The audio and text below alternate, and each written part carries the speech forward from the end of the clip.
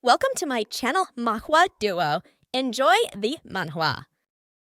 Hildegard is happy about the verdict and asks her servants to go to the stationery store as planned and instructs them to spread the news as quickly as possible. From afar, the Emperor warns Meldenik that Hildegard seems to be making her move already, which is exactly what she wants. News of her expulsion swiftly spread through the reporters Hildegard had prepared, and when little Henry reads it, he yells as if the world is falling in front of him. Karat, who is still huffing, enters Henry's room and tells him his plan to help Mel with the Tower Master, while Rasmus is panicking and trying to convey what happened to Mel to Isaac. Rasmus doesn't understand why he isn't rushing over to Mel, but in Isaac's defense, Mel hasn't requested his assistance, and the bird he gave her has never flown back to him even once. He thinks she might be okay, or perhaps she has someone who is helping her, like Dominic.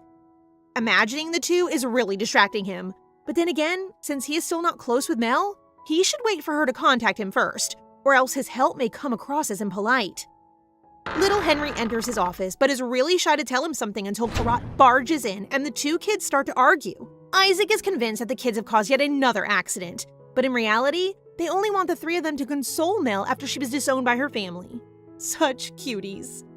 Isaac explains that it is rude to interfere when Mel seems to have plans on her own, but little Henry notices him holding the paper upside down and even crumpling it. Isaac finally admits he's really worried about Mel, to the point that he can't hide his emotions from the kids.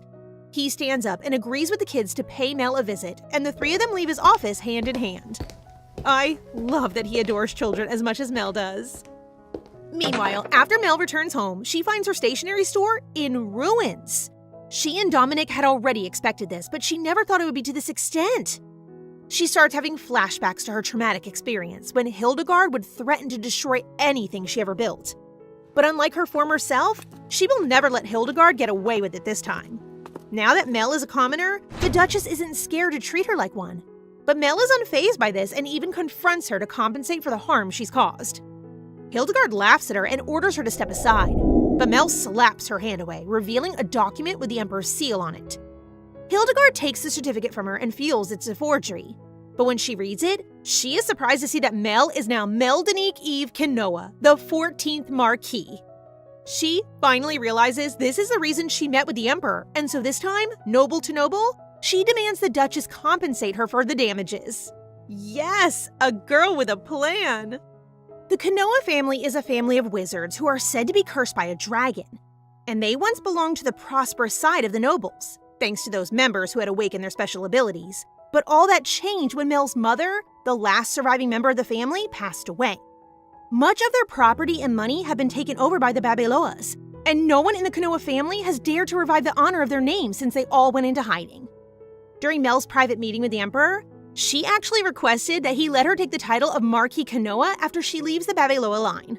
Of course, our girl isn't letting herself get disowned by her own family without a plan. Concerned about the impact of her sudden decision, the Emperor pointed out that the Kinoa family's last remaining assets are just a mountain of rubble, and that all of the family members responsible for managing them have disappeared. Mel is aware of this, and she gazes at the Emperor with such resolve that the Emperor begins to feel her determination to rebuild the family. While it is within Duchess Hildegard's purview as an evil noble to seize the property of commoners, it is against the law for her to do so against another noble. Mel, who now holds the position of Marchioness, will take the legal action and bring her to court. And in case this evil stepmother forgot, Mel also reminds her to address her properly as Marquise Kinoa. She is aware that Hildegard would receive a low sentence, but she plans to punish her nonetheless by having her spend her days in jail, which will severely wound Hildegard's dignity. But since she didn't go to an academy, the Duchess looks down on Mel and dares Mel to put her on trial if she can. It looks like Hildegard hasn't fully grasped the situation yet, so Mel informs her that she plans to make a direct petition to Duke Babeloa, who is already upset with how she runs business. And if he finds out Hildegard is violating any aristocratic law, there's a big chance that he will throw her away. Dominic then arrives with exciting news. The illegal demolition of her store has also been recorded, and there are numerous witnesses as well, putting Hildegard in a bind. The Duchess leaves upset, but with the pendant containing an illusion stone she stole from the store, without knowing that Mel and Dominic have hidden it there as bait. Mel predicts that she will take it and hopes she'll get the nightmares she deserves. Now in the carriage, Hildegard holds the pendant and plans to use it as evidence against Mel for creating something suspicious. when suddenly her face begins to have weird markings. She starts to panic and recalls disturbing memories of her conversation with Mel's dying mother. Mel's mother is aware that Hildegard is having an affair with her husband and shares that she knows she's not dying because of the dragon curse, but because she has been poisoning her food. Hildegard is surprised that she is aware of this, but Mel's mother simply grins at her, content that she has done what she can, before leaving a warning for Hildegard that she will die a horrible death, curses and all, if she does not stop her evil ways. Hildegard then sees ancient writing on her neck that means death, which is making her lose her mind more. She starts having nightmares and screaming like a lunatic before walking out of the carriage, which Mel can see. Mel has no idea what's happening to the Duchess until Isaac freezes the time and cautions her not to approach Hildegard, who has completely lost her mind. Mel is surprised to see Isaac again after a long time, but she's more concerned about what he knows about Hildegard's condition. The illusion stone can usually make a person experience a terrible nightmare, but in Hildegard's case, who has done so much evil, the illusion may swallow her mind to the point where symptoms may appear on her body and she won't be able to escape from it for a while. Then, Isaac comforts Mel by telling her that she doesn't have to feel guilty because Hildegard deserves it, which puts her at ease and makes her thank Isaac. After witnessing Hildegard go crazy, Mel is relieved at the thought of never having to deal with her again. The two of them are now sitting outside her wrecked store, and she wonders if Hildegard will become dangerous to the people around her. Isaac explains that it's fine, but it's risky for Mel since Hildegard holds a deep grudge against her. Then he suddenly shares that when he was 10 years old, he killed a serial killer who targeted children, and despite the fact that the man deserved it, he still felt strange about killing him. This is his way to comfort Mel since she might be feeling bad for what she did to Hildegard, which she notices and believes he's really her ally. Her trouble with the Duchess may be over, but Duke Hessman is still around. She begins to worry about the forthcoming situation with the Duke when she notices Isaac has begun calling her nickname Mel, making him sweat. But to his surprise, she allows him to do so since they are now friends. The damage to her shop has clearly shaken Karat and Henry when they arrive. Karat then goes to Mel to check if she's hurt, and after knowing this is all because of her family, he starts to get really angry. Even Marissa got into trouble for making a cursed doll version of Hildegard during class, and he proudly shares that he stopped the students from coming to her shop for a while in case she needed time after getting kicked out of the Babylon family. I love seeing Karat finally letting his inner child out. Henry, seeing that Mel is preoccupied with Karat, leaps on her lap in an attempt to catch her attention, which makes Karat jealous and exposes that little Henry is not their master's son. The two kids start to argue, but Karat really wants Mel to know his master is single and wonders if she thinks Isaac is handsome. She agrees, and Karat seems so happy with her answer, while little Henry looks like he's about to cry. So Isaac stops Karat, though Mel notices Isaac's excitement written all over his face. Mel thinks that this is normal, considering that Dominic also enjoys hearing praise for his good looks. Dominic then arrives after washing up, and he clearly does not like Isaac. He's about to reveal his real identity when Mel stops him since she thinks it's too early for Isaac to know. Meanwhile, Prince Cassian receives a report regarding the illusion stone, and rumors say Viscount Tellin was the one who sent it to the Duchess. Due to the fact that the report claims Hildegard was leaving Mel's store when she was cursed, Cassian is concerned that the case has some connection to Mel, so he orders the investigation to end. He realizes he made another exception for Mel and finds it weird that he's not even bothered by it. Prince Cassian then calls the Minister of Internal Affairs to schedule Mel's conferment ceremony in 2 weeks, which is shocking. While the man believes the prince is acting at Mel's request, the prince adds that this is really a beneficial move to divert public attention away from the reports concerning Duchess Hildegard's curse. He claims that he's not that romantic, but the thought of seeing her during the ceremony is already making him happy. However, for Mel, the sudden conferment is causing her distress. It's great news that she'll finally be recognized as a Marchioness, but there's one catch. Within 7 days of the ceremony's conclusion, she must appoint a manager to oversee her estate, or her new status will be nullified. She needs to find a Konoha family member who used to manage the Marquis' estate and ask them about the family curse as well. But she doesn't know how to find them. Plus, she can't leave the store for too long. Dominic agrees to find them, and in return, Mel agrees to give him a mountain once the territory gets bigger. He has one concern though, and that is leaving Mel alone. She has this unknown curse, and enemies might come while he's away, so he's really worried. Mel has never had a family, and Dominic is the first person who has been like a little brother to her, so all of these emotions are very new to her. She smiles sweetly and assures him she'll be fine. He's flattered when she considers him her closest aide, but his mood quickly turns sour when she says Isaac will be there to protect her so he doesn't have to worry while he's away. Dominic still doesn't like Isaac, but wants her to just use the handsome guy while he searches for her family, which Mel agrees with. She is fairly confident that she will not meet Isaac, who is undoubtedly very busy. Or so she thought. Isaac has been assisting her with the shop's restoration for days. Now that he has completely restored the first floor, they begin their alchemy training session. But before they learn how to use her abilities, they need to know more about her. She begins telling him about herself, though what he means is that they need to know more about her mana. But our guy isn't complaining and even wants to know more. She doesn't want to talk about money or her numerous store ideas, and starts showing him a finger heart, stating it's all she has. Isaac finds her adorable and begins to chuckle, but he can't help but wonder if the peculiar feelings he's having will go away as they grow closer. However, as she starts calling him handsome and master as nicknames, he starts giggling even more, acknowledging that his feelings will only become stronger. He then explains that the pure mana of an alchemist surrounds their hearts and flows like waves. But Mel's flow is entangled, which is why she can only use a little of her mana. Isaac holds her hand to help her with her mana flow, and she begins to feel the pure light, but at the same time, she feels like someone's squeezing her body. He notices her struggling and wants her to stop, but she's really persistent. As soon as she opens her eyes, her vision blurs. She begins to perspire heavily, and she passes out. Isaac believes a mana explosion knocked her out and caused the black marks to emerge on her body. Mel takes a seat, and then she collapses. This time on Isaac. As her breathing becomes increasingly difficult, she cries out for help, and Isaac immediately uses his powers to save her. After she gradually feels better while remaining on Isaac, he respectfully asks her to get down because of the awkwardness of their position, and our girl quickly jumps away. She can feel her mana increase, and Isaac chuckles since one training doesn't automatically result in an increase in mana, but Mel insists. So he touches her to measure her mana and is surprised to find that it really has increased, as if it was always there in her body. Her twisted mana is flowing correctly now, though he's unsure if this is permanent. Mel is relieved to hear her mana is increasing and is determined to rapidly advance her powers in order to be prepared to fight Sharia when she returns. This is necessary if they want revenge. Mel explains to Isaac, who is still confused, that Sharia and Hesman are together at the Holy Kingdom, and there are rumors that they are developing a new holy water and an item that they plan to distribute since they always do business together. And with the Pope's blessing, any scandal they will cause will be quickly buried. Mel recalls that in the original novel, the Holy Kingdom created holy water with special effects, which Sharia used to perform acts of kindness for the benefit of others without receiving anything. She intends to verify that object before it formally enters the Empire at the Dark Auction House, but since it's dangerous, Isaac agrees to come with her.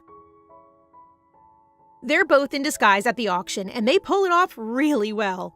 Mel overhears them talking about how well-spoken the auctioneer is and has the ability to sell anything, which makes her really curious. She is astounded by how the audience reacts to the auctioneer when it starts.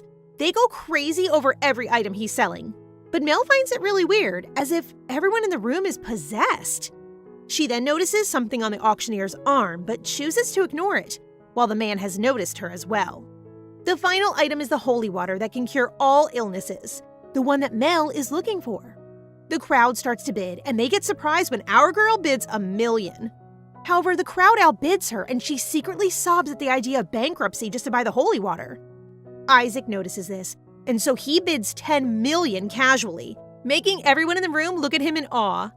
Mel freaks out, but Isaac assures her that it's all right since they're friends. The item is sold to them, and as they are talking on their way home, the auctioneer approaches them and asks their name. Mel recognizes him as the auctioneer and catches him inspecting her hand, but she quickly and openly corrects him, telling him it is against the rules to ask the identities of people coming to the auction house. The guy agrees and stutters while letting her know that they will meet again before rushing off. She finds it strange that he spoke so eloquently during the auction and is now stuttering, though she finds him attractive, prompting Isaac to react coldly. As soon as Mel mentions that the man annoys her, though, Isaac warms up again. They then return to her shop when she suddenly hears Dominic talking to her mind, updating her on his search for Kanoa's direct ancestors.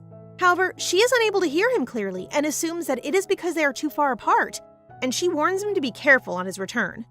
Mel, realizing that Isaac might be curious about Dominic while he examines the holy water bottle, decides to bring up this subject with him and tell him that Dominic is on their side, but she cannot go into details about his identity. She is pleasantly surprised to find that Isaac understands her and is willing to wait for her to tell him. They are now examining the holy water, and it's weird that instead of sensing divine power from it, Isaac can somehow feel something similar to Mana. He takes her hand as she begins to overthink and tells her not to worry too much since everything evil will surely be exposed in the end. Plus, he's confident he can find out if there's anything strange about the holy water. Upon taking a good look at him, she finds him really reliable and someone she can lean on. Then he pushes her to begin their training, saying that they have a lot to do and that it may be severe that day. Isaac doesn't stop her training until she's completely exhausted, at which point she accuses him of being an evil trainer. But she's happy that she was able to complete the retro circle request and hopes that they like it. Meanwhile, Lady Moodsella and her friends open Mel's package to find a locked diary. The diary is more ordinary than Lady Moodsella had anticipated, but she appreciates the vintage-style lock and key. After reading the instructions, Lady Moodsella realizes that if she writes on the diary's parchment, her words will simultaneously appear in all of the women's diaries. Soon after, they begin to communicate using the diaries that the other students inquire about, and they begin to introduce Mel's stationery store, which quickly expands to the Sophia Academy. When her friends notice that she seems to be thinking about something other than their diaries, Lady Moodsella explains that the women who followed Lady Sharia have been acting strangely over the past few days. They were subdued for a while because Duchess Babiloa's condition, but now they are acting arrogantly once more, and they are all eager to know what they are all up to. Haley, a 7-year-old student, offers to find out their secret. While Duke Hesman expresses concern for the Duchess of Babiloa, Sharia only smiles and assures him that all will work out according to God's plan. Duke Hesman is concerned that Sharia's plan is out of the ordinary, but he doesn't mind as long as he can still use her. Okay, these two aren't in love. Lennox did not pry and simply asks her why they should return to the Empire. Sharia tells him with delight that they can now go back home since her secret weapon to get rid of Mel is ready. She shows him the Holy Sword, which is capable of eliminating other species by causing mana reflux and can completely destroy someone. Since Mel is someone with blood from another species, in this case a dragon, the Holy Sword will surely be fatal to her. Then, her second weapon is selling holy water and holy items throughout the Empire. She claims that these are such new innovations that even the Pope himself orders her to sell them. He can really sense something has changed with Sharia and is more sinister than before. But apart from that, selling holy items is actually beneficial for him. So he approves of selling them in the shop he's constructing in front of the Academy, which is also close to Mel's shop. As Sharia embraces him, Lennox starts thinking that they should get engaged as soon as they return home so no one will try to take her away from him. Gosh, as if. Sharia can't wait and starts daydreaming about how everyone in the Empire will definitely congratulate their love. When Dominic returns to the stationery store, he is annoyed to see Isaac and Mel holding hands, although the two are undoubtedly doing their mana training. Dominic still despises his guts. To keep them from bickering, she sends Isaac off to his magic tower to finish his research on the holy water, while this little brother of hers proudly screams that he's staying since he lives together with Mel. As soon as Isaac leaves, Dominic tells her the truth about why he dislikes Isaac. He fears that he will lose Mel because of him. Mel instantly tells him that this will not happen since they are family, which makes our guy calm down. Their platonic relationship is really cute too. On a more serious note, Dominic has located her relatives, but they continue to avoid him as though they believe he will kill them all. Fortunately, he has marked them, so it won't be long before he finds them again. It would have been ideal to have met them before the ceremony, but that cannot be avoided, so Mel adjusts her plan to contact them after the event. In addition, she intends to reveal Dominic, the legendary hero, during her conferment ceremony. Since the Pope is supporting Sharia, Mel wants to show everyone that the legendary hero is on her side. By that time, Mel will have given Dominic an official title, and to her surprise, Dominic wants nothing more than to be a butler. While working in her shop, he discovers his love for decorating and learns from Marissa that a quiet, modest man is the best. She sees that Dominic has moved on from a hero who knows nothing but fights to find something he actually enjoys. However, she is still unsure since a butler position seems unsuitable for someone amazing like him. Our guy is overjoyed to learn that she is considering offering him a role comparable to that of a butler. What wonderful, wholesome dreams these two have! Anyway, since Prince Cassian has given her a list of aristocrats, the two of them have become busy selecting who to invite to her ceremony. Lady Moodsella and her circle, the cute noble children, and even the Academy president are all invited. Things are going so smoothly for Mel that she even went to several balls and invited guests until they began declining after the news that Sharia's engagement party will be on the same day as her conferment ceremony. Well, our girl is not worried since she herself has weapons against her and Hesman. Another letter declining Mel's invitation to her ceremony arrives, which really annoys our girl. When she sees Haley's letter while going through the letters, her anger starts to go away. She greatly appreciates Haley's assistance since she regularly sends helpful information about Sharia.